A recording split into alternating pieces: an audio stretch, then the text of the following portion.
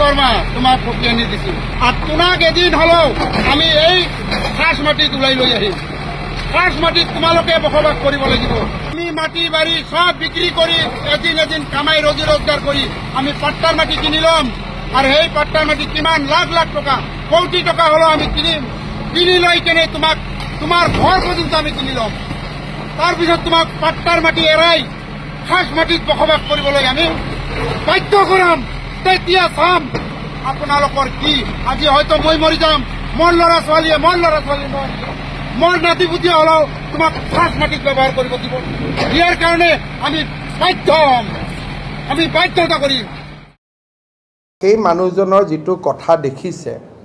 সেই কথাখিনি হিমন্ত বিশ্ব শৰ্মাক উদ্দেশ্য কৰি কোৱা নাই কাৰণ নাতিপুতিৰ কথা কৈছে মইতো জীয়াই নাথাকোঁ তেতিয়ালৈকে মোৰ নামটো সন্মুখত ৰাখি তেওঁ অসমীয়া জাতি সত্তালৈ প্ৰত্যাহ্বান দিছে তাত দুই তিনিটা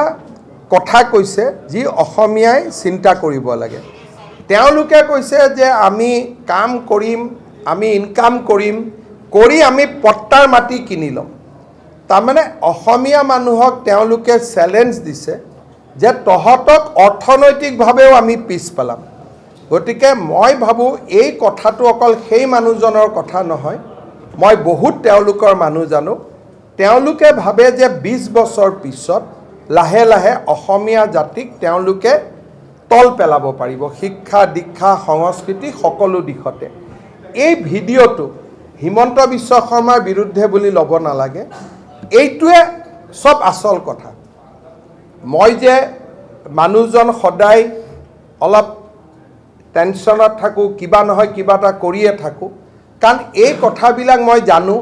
তেওঁলোকৰ টেলিফোনত তেওঁলোকৰ আলাপ আলোচনাত এই কথাবিলাকে সদায় হৈ থাকে যে তেওঁলোকৰ সংখ্যা বাঢ়িছে সংখ্যা দি মাৰিম আমি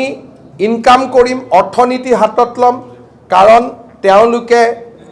বহুত কেইটা ইকনমি কন্ট্ৰোল কৰে যি ইকনমিত অসমৰ মানুহ নাই তেওঁলোকৰ মাজত পৰিশ্ৰমীও মানুহ আছে তেওঁলোকে ভাবে যে 20 বছৰ পিছত আমি অসমক আমাৰ অসমীয়াক আমি আমাৰ পদোন্নত কৰিব পাৰিম আৰু তেনেকুৱা হৈছে ধুবুৰীত আজি আমাৰ মানুহ মাইনৰিটি আমাৰ মানুহ ভয়ত থাকে গোৱালপাৰা টাউনত আমাৰ মানুহ ভয়ত থাকে সাউথ সালমাৰাত আমাৰ কোনো মানুহ নাই গতিকে বহুত কেইখন জিলা তেওঁলোকে ইতিমধ্যে দখল কৰিছে গতিকে সেই মানুহজনৰ বক্তব্যটো প্ৰতিজন অসমীয়াই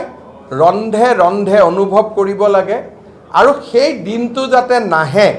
তাৰ বাবে অসমীয়াই নিজৰ সামৰ্থ্য আৰু শক্তিৰে আমি তাক প্ৰতিহত কৰিব লাগে